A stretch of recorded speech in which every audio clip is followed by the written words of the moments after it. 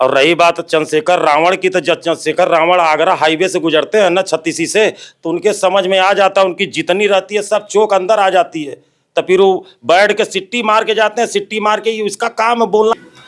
नमस्कार, नेताजी कहीं में आप सभी का बहुत स्वागत है। मैं सीपी शुक्ला, कैमरामैन अनीश कुमार यादव के साथ। हमारे साथ इस समय हमारे स्टूडियो में मौजूद हैं सुजीत ठाकुर जी, जो जौनपुर के कर्नल सेना के चारों इकाइयों के अध्यक्ष हैं और अभी यूजीसी के काले कानून के ऊपर जो सबसे प्रखर विरोध किया गया वो कर्नल सेना द्वारा ही किया गया है। तो मैं कुछ प्रश्न करता हूं कर्नल सेना द्वारा कि यह जो काला कानून बनाया गया, मैं स्वयं भी एक बात कहना चाहूँगा कि जब भारतीय जनता पार्टी के लोग और भारतीय जनता पार्टी उस आतंकी से कतई कम नहीं है, जब यह कहा गया कि आतंकियों ने धर्म पूछ के गोली मारी, और आज भारतीय जनता पार्टी के लोग नरेंद्र मोदी, अमित शाह और यूजीसी में जो कानून लाए हुए हैं यह लोग, इन लोगों ने यह एकदम कन्फर्म कर दिया है कि यह जात पूछ के कानून बना रहे हैं। तो उन आतंकी संगठनों में, उन आतंकियों में क्या अंतर है जो कि भारतीय जनता पार्टी में नहीं है?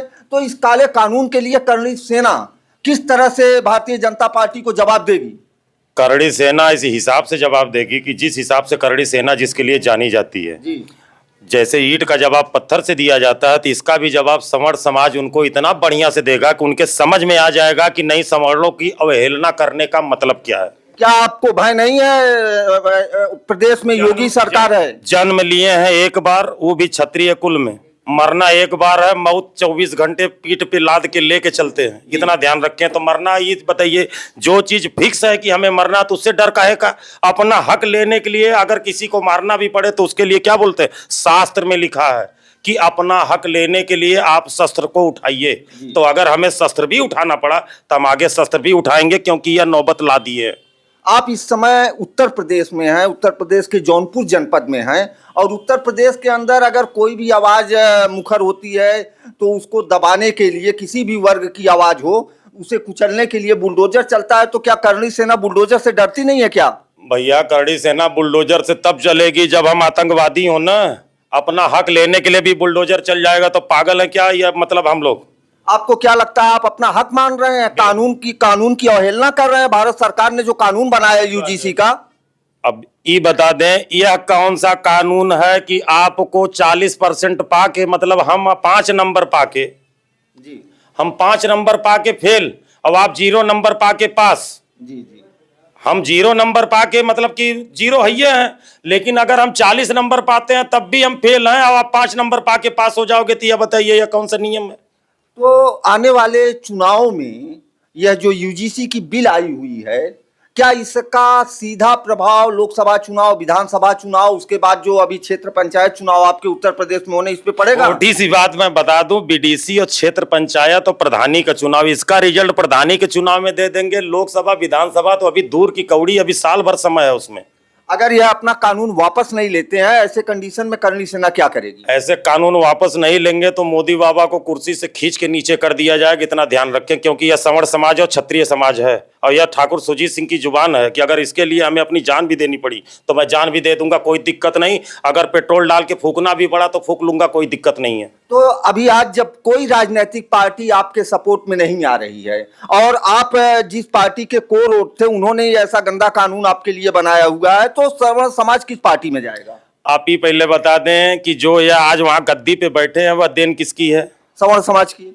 गलत नहीं बोल रहे हैं? नहीं, तो जब आज संवर्ण समाज को छोड़े हो तो अगली बार संवर्ण समाज तुमको लाएगा कहाँ? और जो वहां बैठेगा तो वह पहले हमारी बात मानेगा, इस नियम को मानेगा, तभी गद्दी पे बैठेगा। नहीं तो गद्दी पे बैठने का अधिकार 1-2 साल किसी को नहीं दिया जाएगा। उसके लिए अगर दिल्ली में साल भर रहना पड़ेगा तो संवर्ण समाज रहने के लिए तैयार है। कर्नल सेना सवर्ण समाज के अभिभावक और सवर्ण समाज के जो छात्र हैं, जो यूनिवर्सिटियों में पढ़ रहे हैं, जो बालिग हो चुके हैं, उनके लिए कुछ विशेष संदेश देना चाहेंगे? बिल्कुल, हम उन सभी भाइयों से और अपनी बहनों से कहना चाहेंगे कि इस यूजीसी का विरोध अपने स्कूल कॉलेज में करना अभी से शुरू कर दें।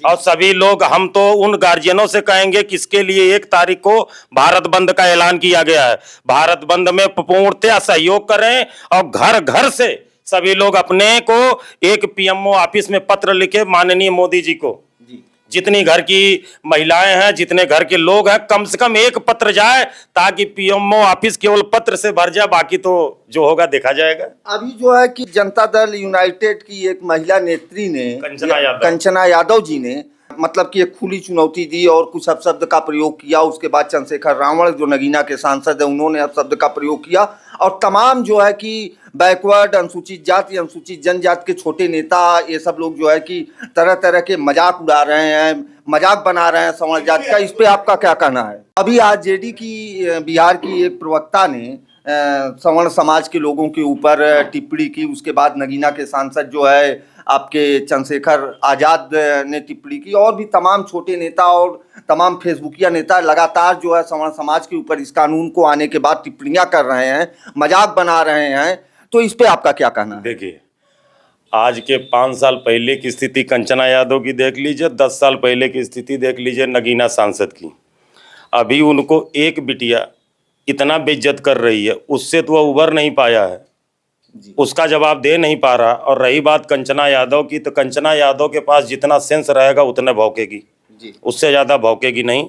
उसके पोस्ट पे मैंने आके कमेंट भी किया हुआ, उसको लिखा भी है कि तुम्हारा जो हेड बॉस है, जिससे कि तुमने जन्म लिया है, राजद के हेड बॉस होते हैं लालू यादव जी, उनके बेटे हैं तेजस्वी यादव जी, प्लस दूसरे वाले तेज प्रताप यादव जी खुल के यूजीसी के समर्थन में आ गए। उन्होंने बोला कि नहीं, यह सवर्णों के साथ अन्याय है और यह 2 टके की नेता है, न विधायक, न एमपी, न एमएलए। वो भी एमपी एमएलए हो गए तो 5 साल के लिए, इनकी जितनी पॉलिटिक्स होनी है 5 साल के बाद ही जब हमसे मुलाकात करेंगे इनकी हम क्या दशा करेंगे, आप सोच सकते हैं। ये करड़ी सेना बोल रही है जी।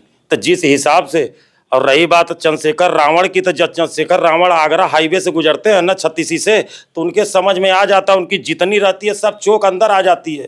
तो फिर वो बैठ के सिट्टी मार के जाते हैं, सिट्टी मार के ये इसका काम है बोलना, पों पों पों पों करेगा। प्रोग्राम लगाता है, इसकी औकात हो तो मैं आपके माध्यम से बोल रहा हूँ, कह दीजिए जौनपुर में अपना प्रोग्राम लगा के दिखा दे जी। जब तक यह करड़ी सैनिक जिंदा है तब तक ये केवल प्रोग्राम लगा के हमें दिखा दे, तो हम मान लेंगे कि नहीं यह है वाकई नेता। और अगर यह जिनके बारे में आप बात कर रहे हैं, जिस समुदाय से आता है, अगर उस समुदाय का हितैषी है तो क्यों नहीं उनके लिए 10, 20, 25, 50 लोगों की जो गरीब है उनकी नौकरियां लगवा देता, उनके लिए शादी विवाह करवा देता।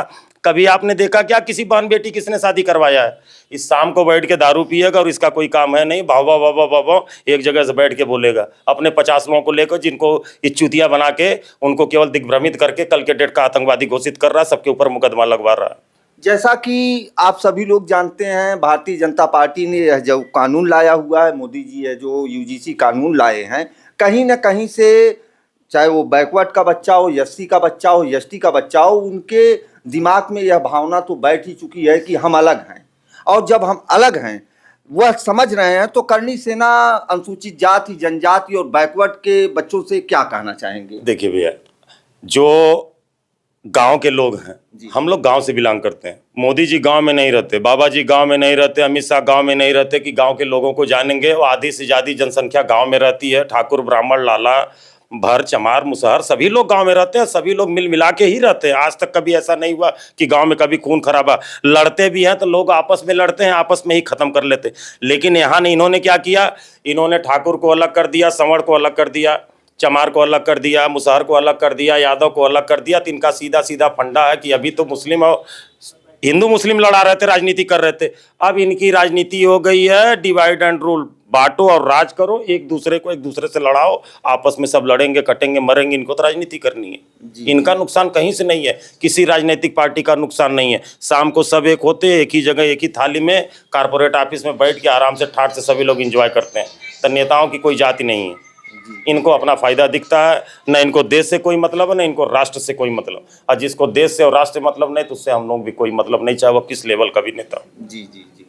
तो आप लोगों ने अभी तक सुना करणी सेना के जिलाध्यक्ष का कहना यह है कि चाहे वह बैकवर्ड के लोग हों, चाहे अनुसूचित जाति जनजाति के लोग हों, जिस तरह से हम लोगों का सौहार्द, हम लोगों का प्रेम व्यवहार सनातन के कारण, धर्म के कारण, अपनत्व के कारण, अपने गांव और शहर के होने के कारण सदा बना रहा है, वह बना रहेगा। इस तरह के काले कानून के आने जाने से कोई भी फर्क नहीं पड़ने वाला है और राजनीतिक रूप से उसका समय आने पर जवाब दिया जाएगा। जय भवानी।